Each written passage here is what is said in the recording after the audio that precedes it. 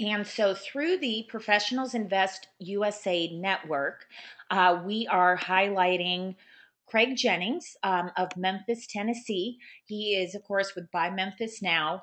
And with that, Craig, please go ahead and take it away.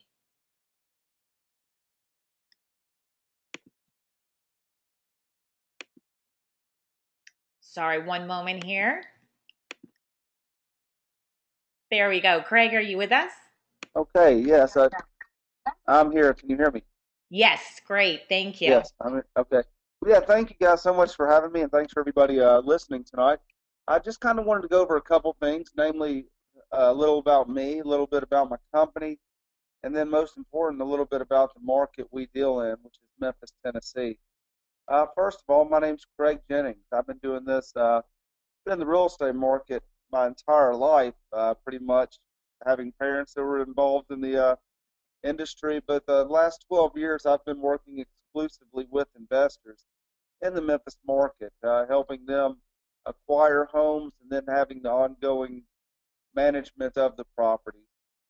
Uh, there's a lot of people in our business that are saying they're turnkey and do things, but we truly go in, we buy these homes, we fully renovate these homes, and we go a little bit further than a lot of people do on the renovations, and I'll discuss that later. And then we get the homes rented. And our goal is to have the home completely renovated and rented before we even sell the house. Generally, we can have a home renovated and rented within 45 days of our acquisition. And it's always good for the investor to get a house and be able to step right into a cash flowing property. Um, kind of the way I got started in this business, I've always just been real passionate about real estate and just loved it even from a young age when I used to always, have summer jobs working on my parents' rental homes. Um, our market started, I was buying a lot of homes. I was acquiring a lot of rentals for myself, which I still acquire rentals for myself. Um, and the big market probably about 10 years ago was buying the homes and selling them on the retail market. And that was my original plan when I got started in this business. But what we found out, we started getting calls mainly from markets like California, New York, Florida, where real estate was much more expensive in Memphis. They started wanting me to help them acquire properties to rent out for rental properties because they wanted real estate and they wanted hard assets, and it wasn't working in their market. And they found that Memphis is one of the best markets in the country for the price you can buy a house for and what you can get for it.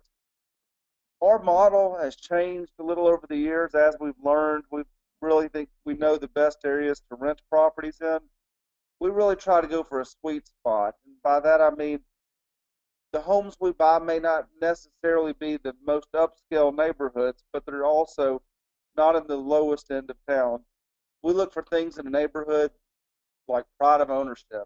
If you come ride with us through these neighborhoods, you'll see there's not going to be any boarded up homes. The yards will be cut. They'll have flowers planted. Even in the cheaper homes that we have, there's still going to be a good neighborhood feel, and they're in areas that we want to manage that are close to a lot of our employment. Um, we've uh, we've just been able to give pretty steady returns without a lot of risk, just because of the price points that we're dealing with here in the Memphis market.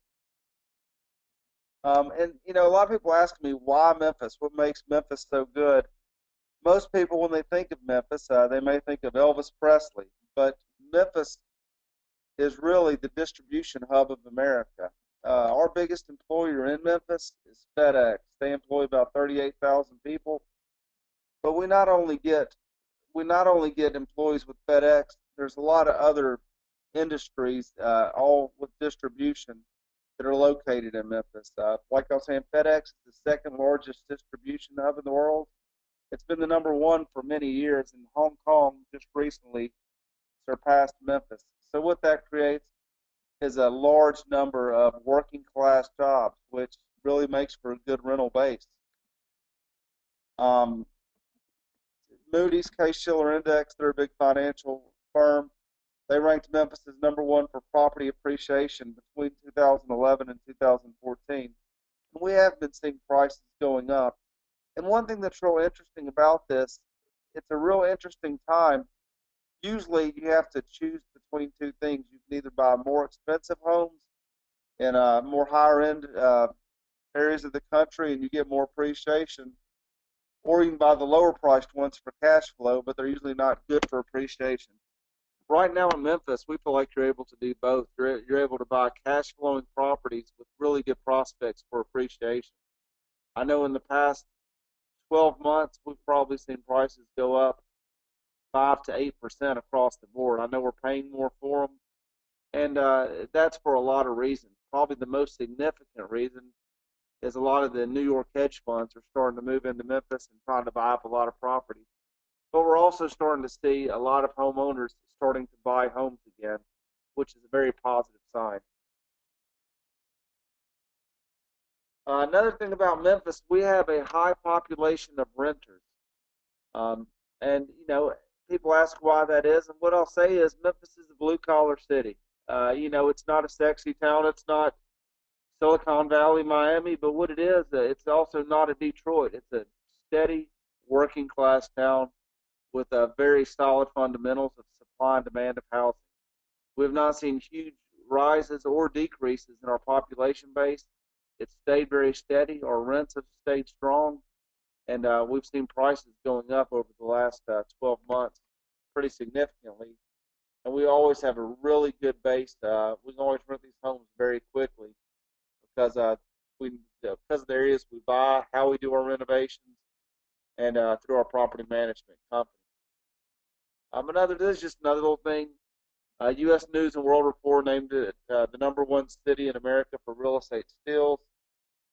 We have the third largest railroad center in the U.S., and this goes back to just our industry of distribution in America. And that has to do with where we're located in the country. We're within a 2 day trucking drive of 75% of the U.S. population. And so we have a lot of trucking companies, a lot of railroads. The Mississippi River comes down. Just everything that's based on distribution comes right through Memphis. Another thing we're a huge medical center in Memphis. Uh, Le Bonheur, St. Jude, you may have heard of. It's one of the biggest philanthropies in America. It's for children's cancer research.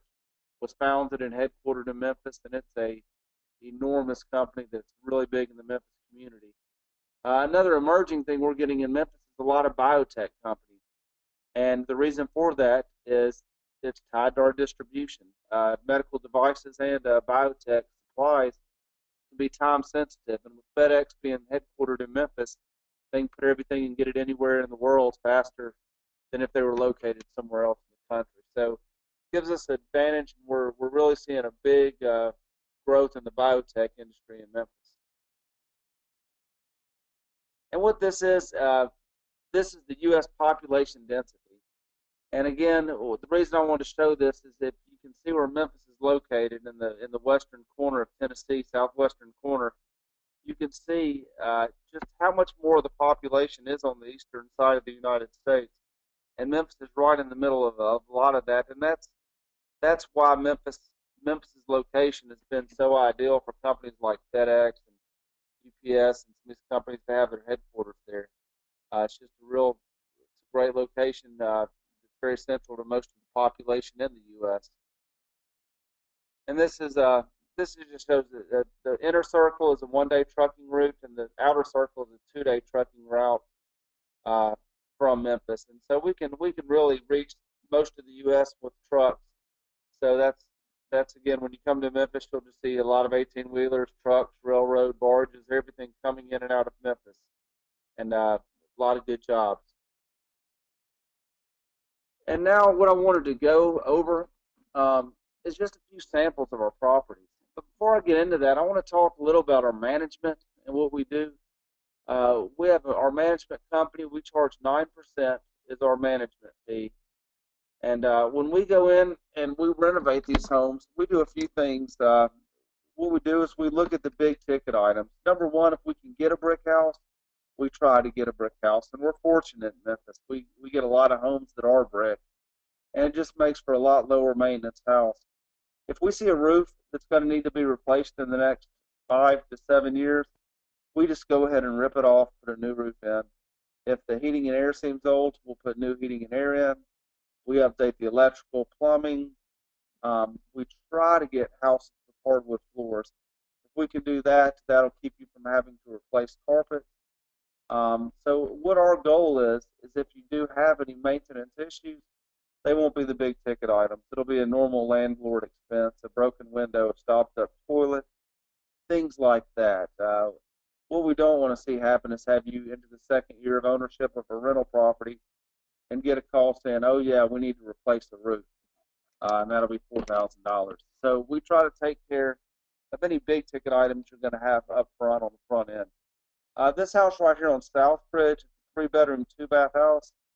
It's one that we're selling for $56,900. It recently just sold. It's rented for $850 a month. Annual taxes in Memphis are $1,200 a year, so it's about $100 a month. Annual insurance is about $500 a month. Like I said, the property management would be 9%. So that's a gross cash flow of $632, just cash, straight cash return. And this is just a solid home in a real solid neighborhood. It's three bedrooms and two full baths, which is important. We never buy a home that's under three bedrooms. We try to get 1.5 bathrooms if possible. Sometimes we'll buy one bath, but this is just a really good house that's rented and just very typical of the type of inventory we sell. This next property, it's not a brick home, but it's vinyl siding, which is good too. We put a new roof on this house. This home was built a little newer. It's a 1989 house. The sales price is $59,900. It rents for $850 as well. Taxes are $1,370 a year, so they were a little higher than the last property. The insurance is $500 a year. Management fee is 9%. So this thing has a gross return of 12%, and it'd be even higher if you leveraged it using today's low rates, which is really another good opportunity that I haven't even discussed because right now the rates we're seeing investors getting rates for investment property to 4.5% range, which is just unbelievable to buy an investment property with.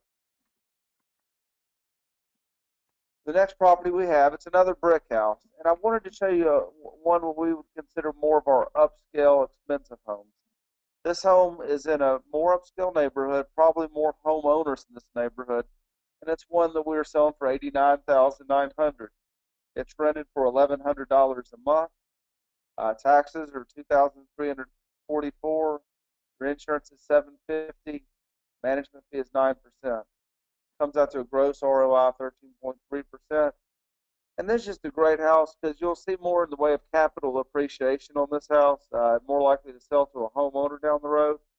This was probably a home back in the peak of the market that would have been selling in the $130,000 to $150,000 range. Really a nice big house. Like I said, it was 2,087 square feet. Just the price per square foot you're getting this house for could not even begin to be duplicated if you're doing new construction. And this is a home that's kind of in the middle range that we have, 4125 Arrowhead. It's a three-bedroom, two-bath house also, built in 1966. This home had a new roof put on it, new heating, new air, cabinets, everything was done new on this house. It's supposed to rent for $875. Taxes are $1,200 a year. Management fee is 9%, so you have an 11.5% return on this house. This house has had everything done to it, from the heating and air all the way to the roof and plumbing and electrical. Even though it was built in 1966, it has a lot of new features. And it's in a good area that's very close to FedEx, so this home will rent very quickly and should stay rented, fairly well for years to come.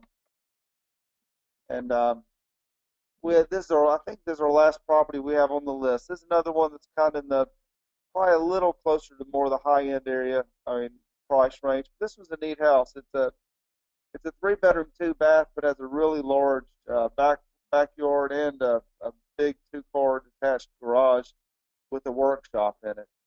It sells for $67,900. Rents for $895. Taxes are $1158. And you You can't see it because the pictures don't have interior pictures. This house has hardwood floors throughout, so there won't be carpet to be replaced. And it's just in a very good area. It's where we really have a lot of success renting the houses. And again, it's brick. In this house, we put a new roof on as well, so it should be a very low maintenance house going forward. This is the sixth house. This is 4007 Charles. This house is actually less than a mile from the King's house, Graceland. So it's you're close to the King with this house, but it has hardwood floors throughout. It's a nice 3 bedroom, 2 bath. Has a very large backyard. The house is about 1,600 square feet, and again, it's brick. There was a new roof put on this house, new heating and air. So it's just gonna be a very durable, low maintenance house. We're selling this house for 69,900, and I would say in the past you would have seen this house selling in about the 100 to $110,000 range. So it's a still at a significant discount from the peak of the market. And so now you might want to know how to start on this. If any of you guys would like to get on the phone and get in touch with go to our website, get in touch with us, I'd be happy to have a one-on-one consultation with you at any time. We love for people to come in town, and we'll drive them around, show them the market, why we buy, where we buy, show them the actual houses. So we're all always interested in that. We'll go over all your investment goals, kind of what you're looking to accomplish. If you're looking more for cash flow, or if you're looking more for appreciation, to sell the house down the road, we'll go over what works for you and come up with a plan. At that time, we can choose or reserve an investment property. And one thing I'm not in the business of doing is trying to keep people's deposits. What we will do when we do, if you do decide you want a house, we take a $2,000 earnest money check and we hold that. And what we encourage you to do is get a third party company to come inspect the home, look it over, make sure there aren't any problems. And if there's a problem with it and it's something we can't get past, we'll refund your earnest money. Uh, I'm not, like I said, I'm not looking to try to make money off keeping deposits, but we do take an earnest money check to reserve the property. And then we go ahead and get the inspections and get everything done to give you the peace of mind knowing there's not any big white elephant issues on the house. Like I said, we'll go over your best investment options, and that'll be going over each house kind of with the upsides and compare houses to houses. What's good about other houses compared to others? Because some, have strong points, and some of them will fit what your plan and strategy might be. We'll sign the contract, and then we'll walk you through the process. And a lot of it will be through our closing attorney. We'll help you get the insurance. We'll kind of give you a heads up. If you're using financing, we can go that they'll should give you a good faith estimate on what the typical closing cost should be. And then what we do when we start collecting rent, we like to direct deposit it. We can mail it, but we like to just wire the money each month into your account, and you'll get an online statement. We use software called PropertyWare, which is kind of the gold standard in property management software. So you can look on real time. You can get online on an online portal at any time, check to see if the people have paid rent that month, and view when your money has been deposited. And that's about it.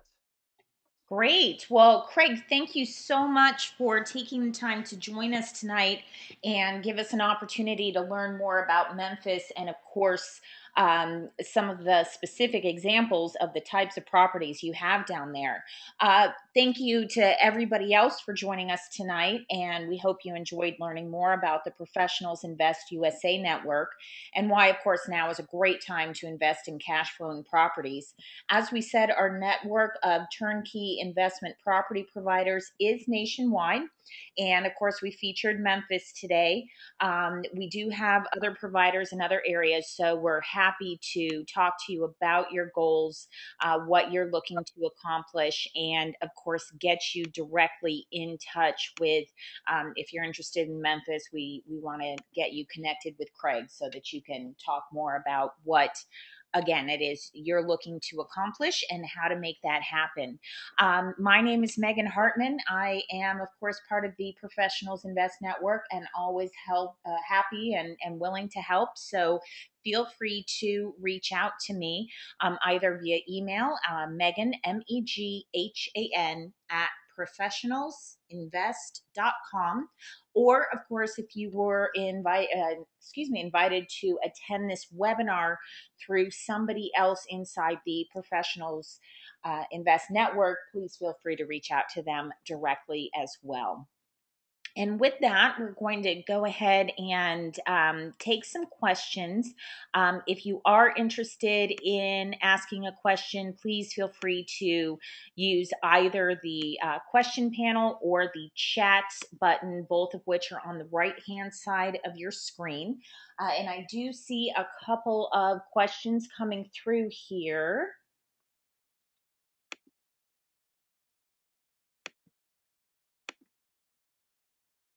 And Craig, here's the first question that we have for this evening. It sounds like your houses are selling pretty quickly. What sort of lead time do you have from when inventory becomes available and when it tends to go under contract? Right now, there is a really high demand for these properties. I would say usually once we get one available, usually 2 weeks. It seems kind of getting the average time, but we usually have these things under a contract. And then after that, it takes 30 days or so to close. But I'd say 2 weeks is about what they're lasting right now from when we get them available when somebody decides to buy them. Sometimes it's quicker. Sometimes it takes longer also. It's just they are moving very quick though. Great. Next question I have here for you, Craig, is do you have a minimum investment for somebody to get started?